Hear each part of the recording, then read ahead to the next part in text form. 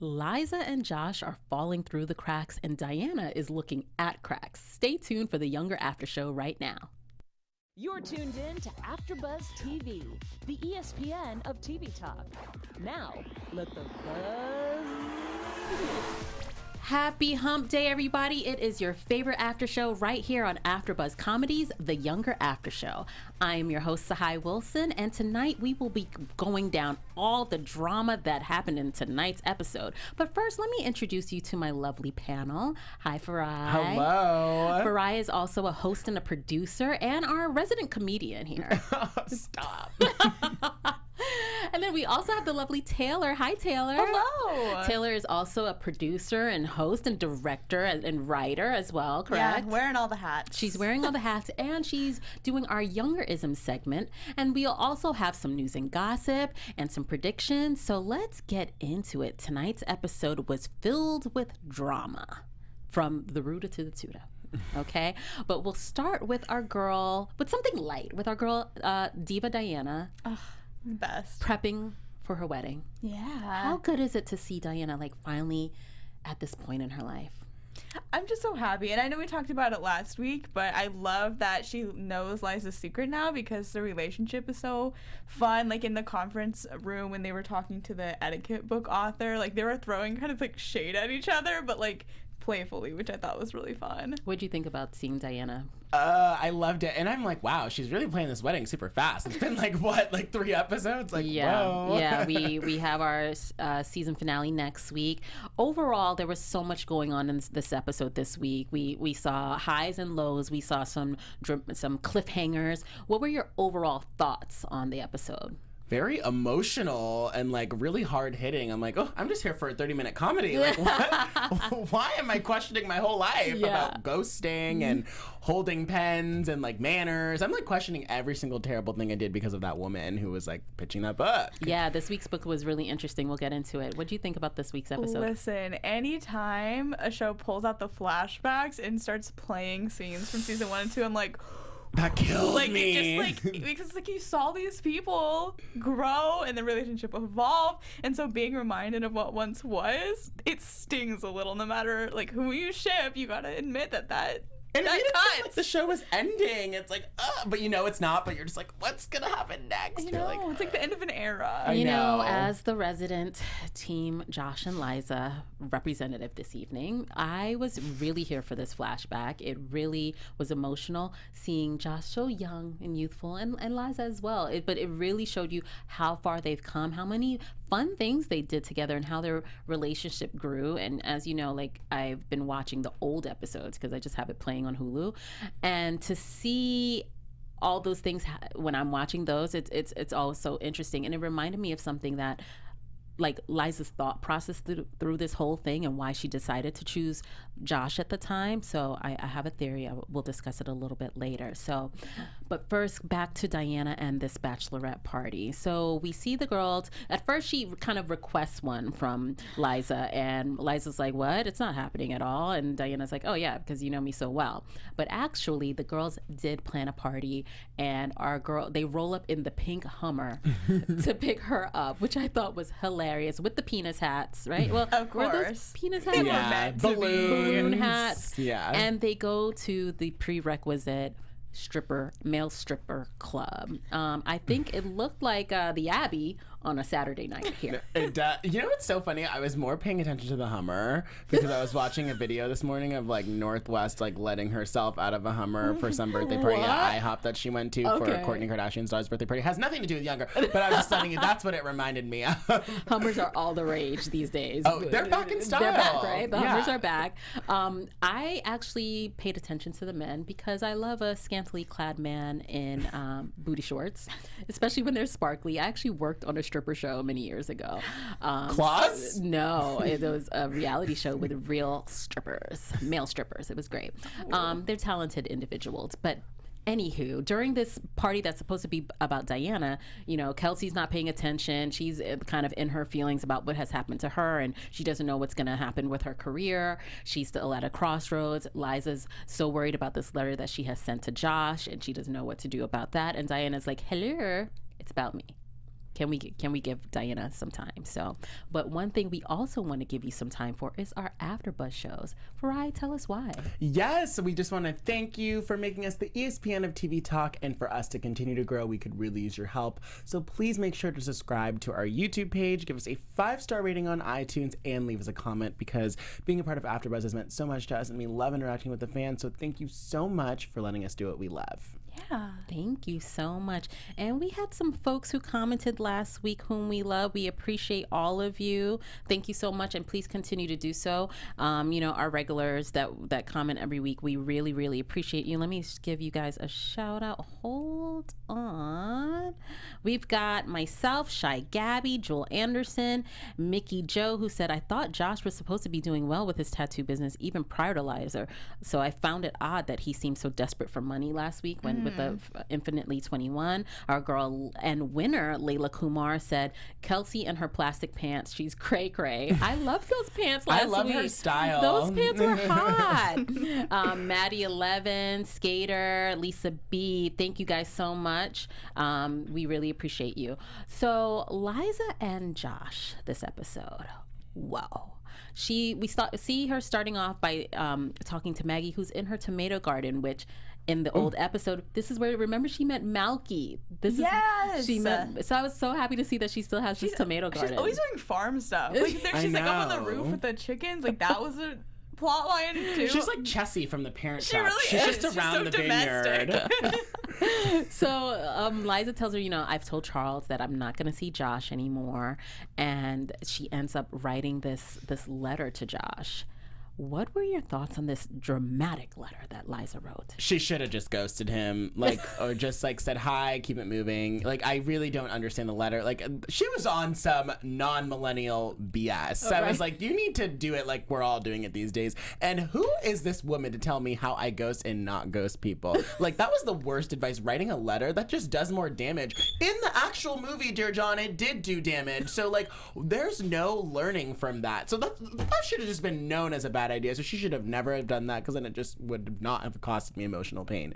That's my TED Talk. What did you think? Thank you, Farai. See, I was stalking Twitter, as I have a tendency to do, and people were like, well, she should have had the decency to tell him all this in person, which I maybe sort of agree with. I know it's might be really difficult, and she obviously didn't want to tempt herself. That was the whole point of not seeing him anymore. But I kind of agree. When you have that much history, I think that you owe it to them to sort of tell it to their face, even though it could be uncomfortable or hard. As someone who has had to cut the cord many times, the letter was quite dramatic. She's a writer at heart, so I think that's why it worked for her. And she's old school. We're no longer dealing with a 20-something. This is a grown 40-something-year-old woman. So letters are her way to communicate in a romantic way. I think it reminded me of some kind of Emily, Bronson kind of, letter. Is it Emily Bronson? Is that who I'm thinking of? Emily Bronte's, Emily Dickinson. All the Emilys. Just all the late Emilys. Yes, yeah. I have no idea. But famous women writers who wrote these books, I think Liza was thinking along those lines. And I think she also just didn't want to tempt herself. When I'm around Josh, I wouldn't know what to do with myself. So I'm sure she could barely keep her hands off him if they were alone together. So I think that's why the letter worked. That's a reach. I think she did say that there's still something there, and even Maggie said that there's still chemistry between them. What was interesting in this episode also is to see Josh and how this business deal is flourishing. Did you think he was going to be doing so well with this whole Inkberg Infinitely 21 collab?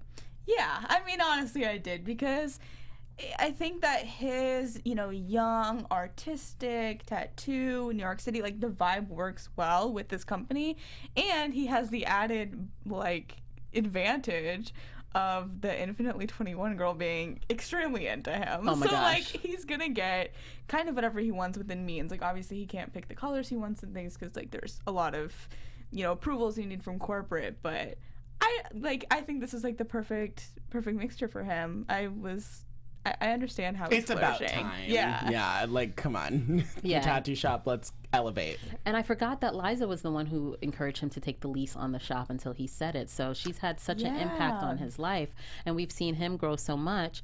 But this young lady who from Infinitely 21 that likes him, she was hilarious. I love seeing her. But what this business venture did for him was also save his family. It saved him from, having to let little baby Gemma go to LA, even though we would have loved to have her here, but we don't want. I mean, we'll babysit. I know, but... exactly, because Claire, I'm still questioning her parenting skills. I'm still questioning if the baby is Josh's. I would love No, that. why are we questioning that? He read the paternity test. We didn't see the paternity test. I agree It with doesn't you. matter. No, it would have been exposed by now. I know. It would have been exposed. Maybe they're playing the long game. Yeah, you got to question everything these days. If season 7 comes by and Gemma's still in the picture, we're not doing that theory anymore. Fine. I will We're do it dropping until that. I see the paternity that. test myself. Stick to your guns. No, but how about if we start seeing a resemblance, then we're like, okay, never mind. I mean, as if this baby's don't know. real, it's an actress, but still. I'm standing my ground. Thank you. We'll settle down now, because it's very emotional. I understand, but what was also emotional was seeing our girl Kelsey. Excuse me, I'm getting tongue-tied. Kelsey packing up her bags and leaving her seat at the office and giving it back to Charles. Everyone was asking her, hey, how are you feeling? Don't you hate that? Like, when you're actually good and you've processed something and then everyone's like, how are you? How are you doing? Like, that's just super annoying to me. It's annoying, and even if I wasn't okay, please don't talk to me. Thank Can't you you. get the cues? Like, I'm trying to take the high road. Like, don't ask me, don't Slack me, don't email me, don't call me, don't text me. Like, just leave me alone, and we'll re-talk in a week. How did you think Kelsey was handling everything? I think she just wants to rip the Band-Aid off, honestly. Like, I think that prolonging it is just going to make it hurt more and more. And I think she's like, let's just get it over with immediately. Let's just handle it like an adult, like a professional.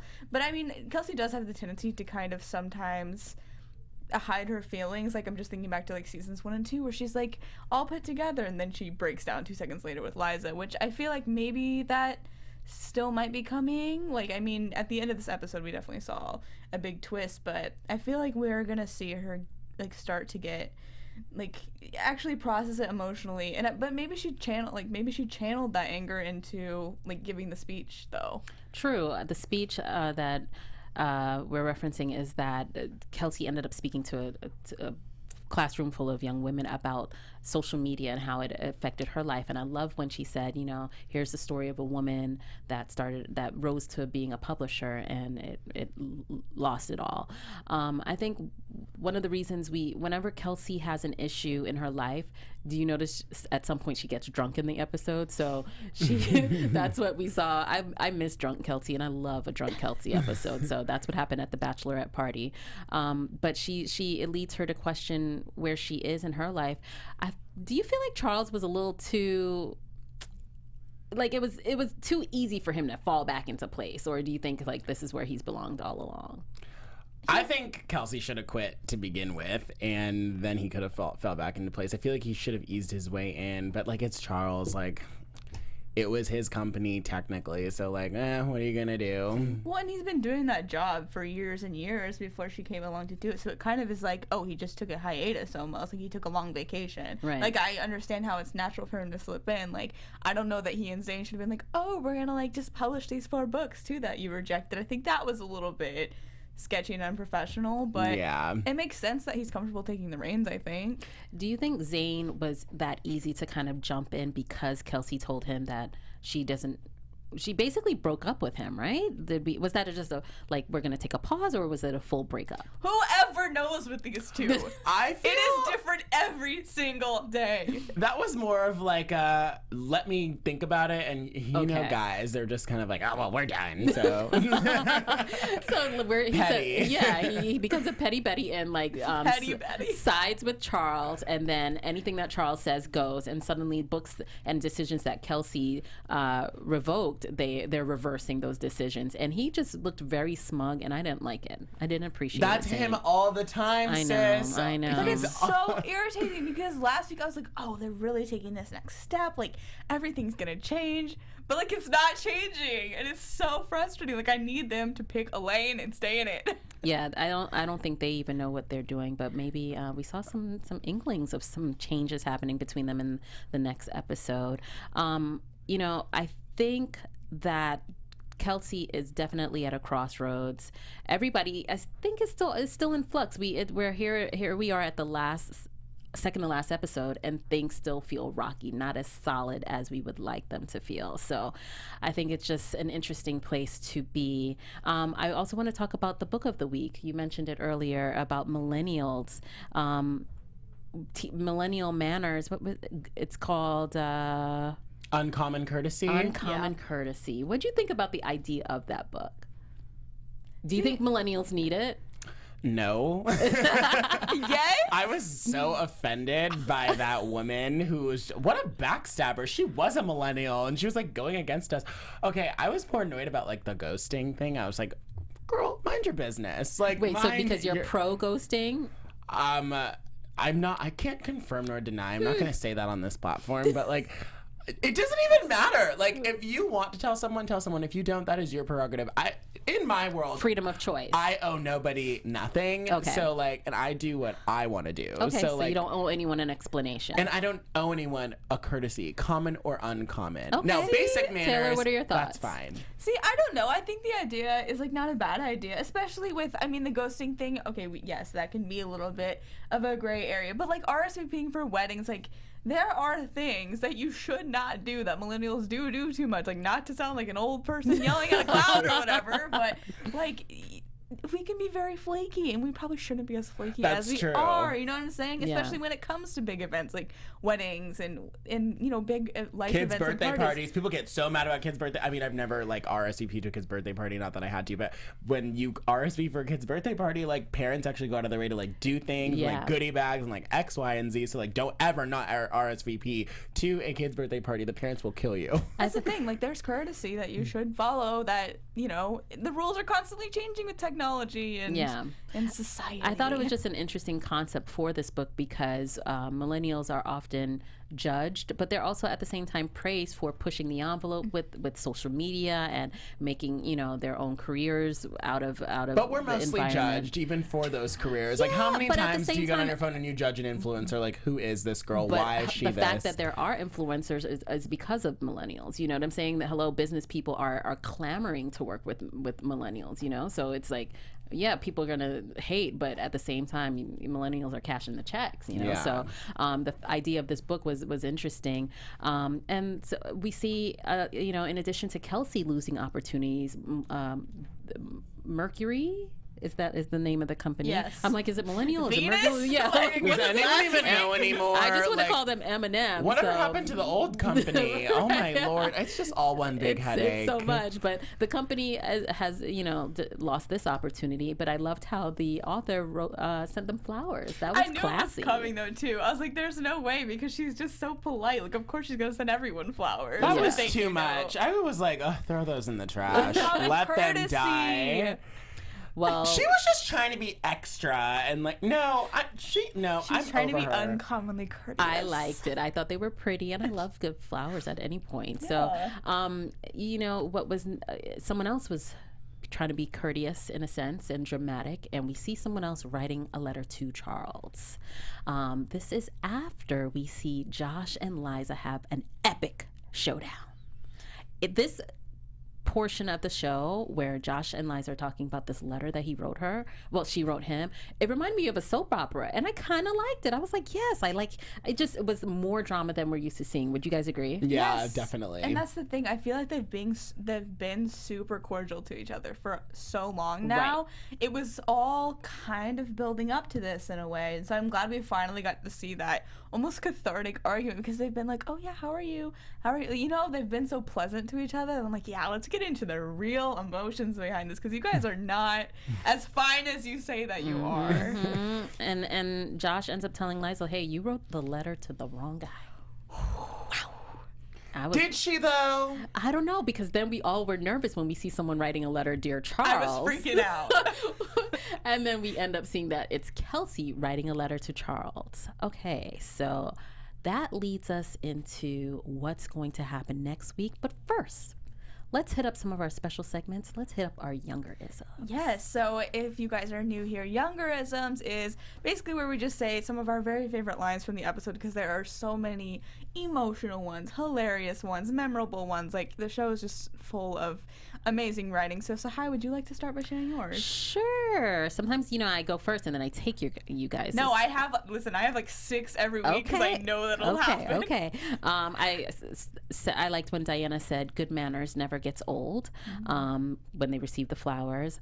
I like when Liza said, now she tells Josh, "Now I've left my lie behind and you're a dad. Look at us." And the fact that she says, "I've left my lie behind," you could tell it was like a weight lifted off her shoulder, but it also shows how far they've come.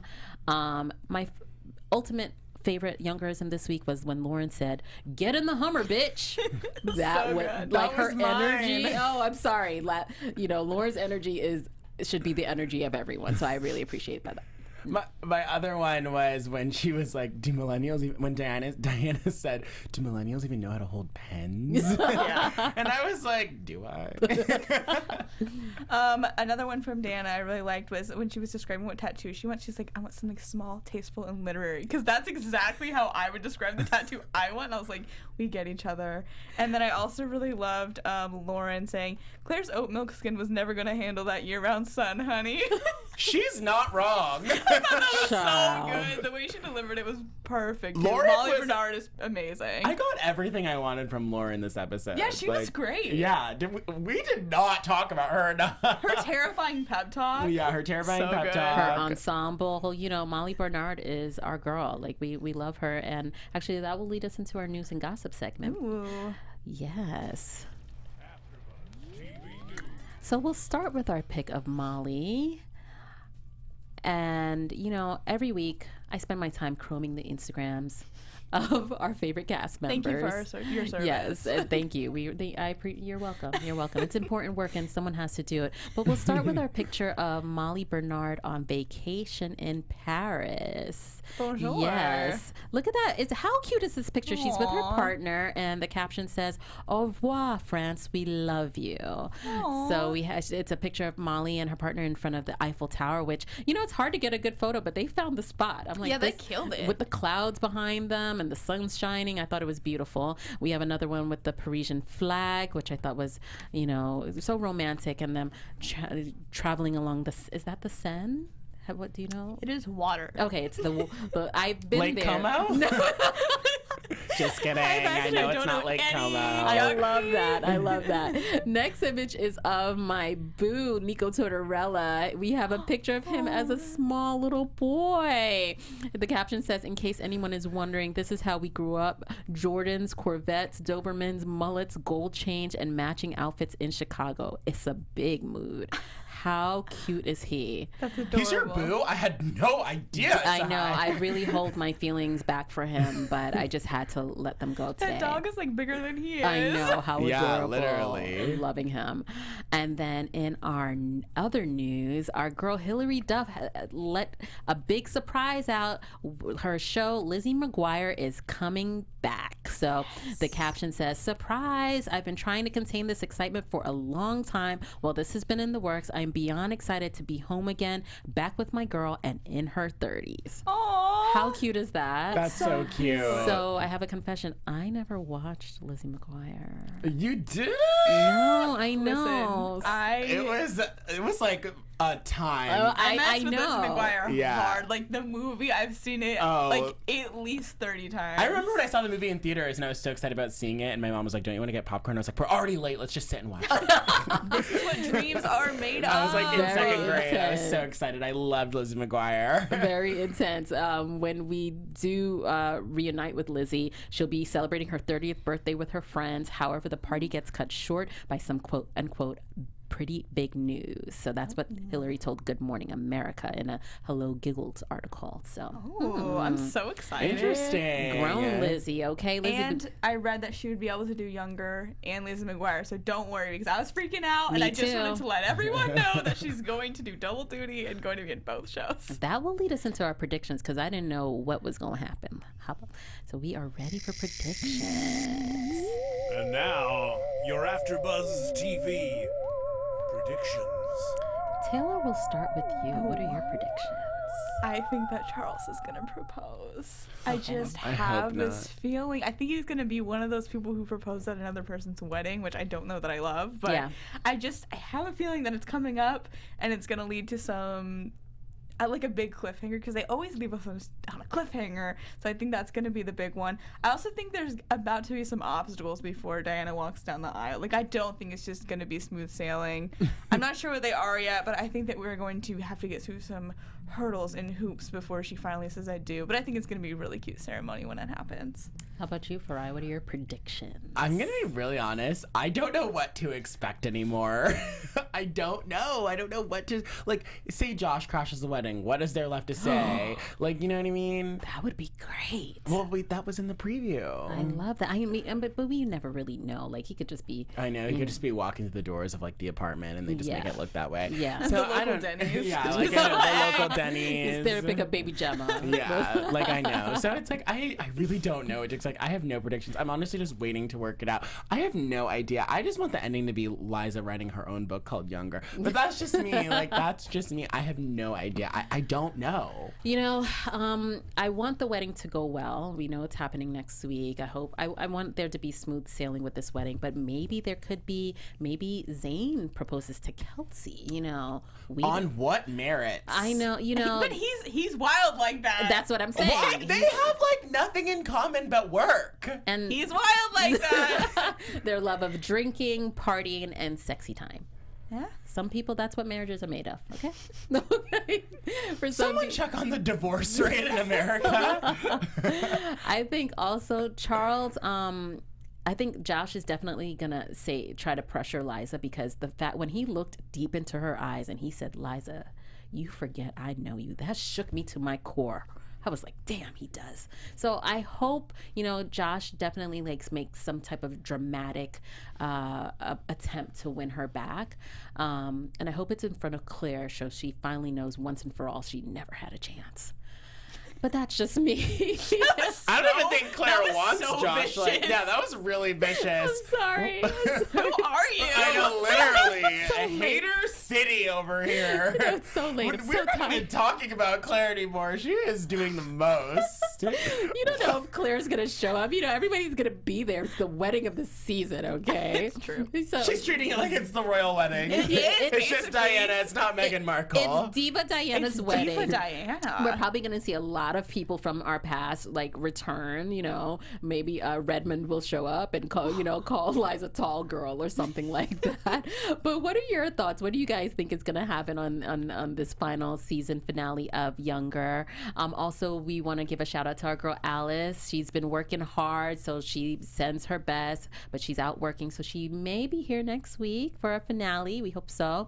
But if she's not, please still send us, your thoughts about tonight's episode in the comments. We'd love to hear from you.